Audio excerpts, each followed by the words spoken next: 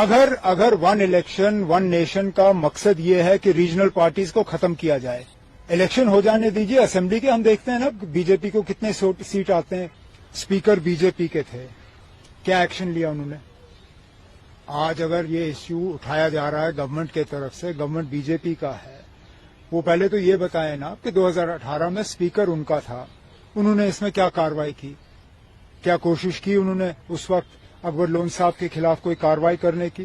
क्या उनको सस्पेंड करने का कोई प्रोग्राम बना था उस वक्त असेंबली में? कुछ नहीं किया। उसके बाद 2019 में अकबर लोन साहब ने इलेक्शन लड़ा, एक बार नहीं 2 बार इस मुल्क के आईन पे उन्होंने हल्फ उठाया। जब उन्होंने अपने कागज भरे उस वक्त और जब वो हाउस में अंदर गए उस वक्त। 4.5 साल हो गए उनको पार्लियामेंट में अब मेंबर रहे हुए। मुझे बताइए ना, कहीं पे किसी ने ये इशू उठाया? आज ये इशू इसलिए उठाया जा रहा है क्योंकि अब जाहिर सी बात है कि हुकूमत जो है वो परेशान है। जिस तरह वो चाह रहे थे कि उनका केस जो है कोर्ट में जाए, वो नहीं जा रहा है। शायद वो अब इस बात को महसूस कर रहे हैं कि ऑनरेबल जजेस के सवाल के उन्होंने सही तरीके से जवाब नहीं दिए। अब वो इस सारे चीज को डाइवर्ट करने की कोशिश कर रहे हैं।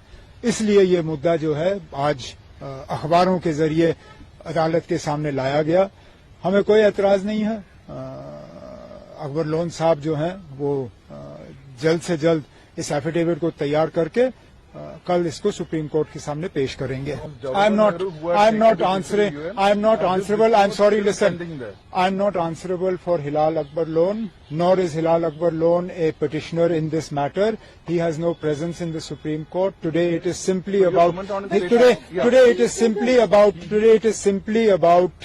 what the Honorable Supreme Court has said, and the affidavit, I have told you, the affidavit will be filed.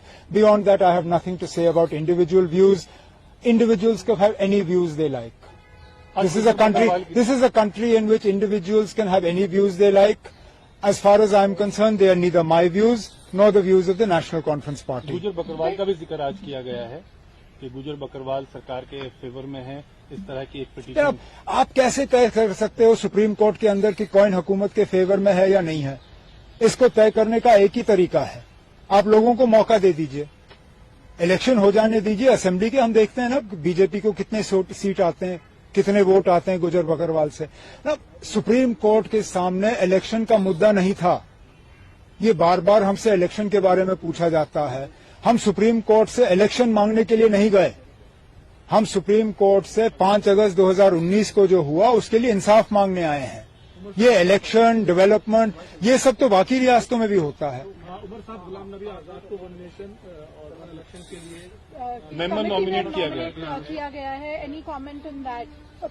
That is for Ghulam Nabi Azad Sahab to understand and explain in what circumstances he is the only politician to have been nominated.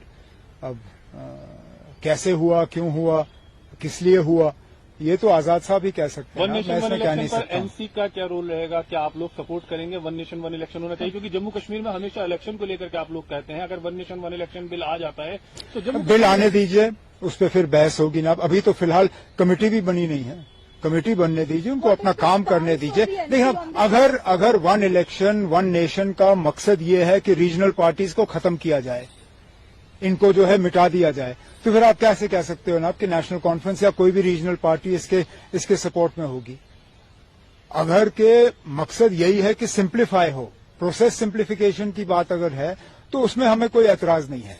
लेकिन अगर मकसद ये है कि election का इस्तेमाल करके regional parties को जो है खत्म किया जाए, यहाँ के फेडरल स्ट्रक्चर को खत्म किया जाए, यहाँ पे वन नेशन वन इलेक्शन के बाद वो करेंगे वन नेशन नो इलेक्शन, उसका हम सपोर्ट कभी नहीं करेंगे। आप कोऑर्डिनेशन कमेटी में महबूबा मुफ्ती भी हैं, कैसे अलायंस जो इंडिया अलायंस है उसकी शेयरिंग? अभी पहली मीटिंग होने दीजिए। अभी आज ही पहली मीटिंग की जो तारीख है वो मुकर्रर की गई है, वो शरद पवार साहब के घर में होगी शायद अगले हफ्ते 10 दिन के बाद। हमें मीटिंग करने दीजिए, फिर बात करेंगे। ठीक है, चलिए, थैंक यू।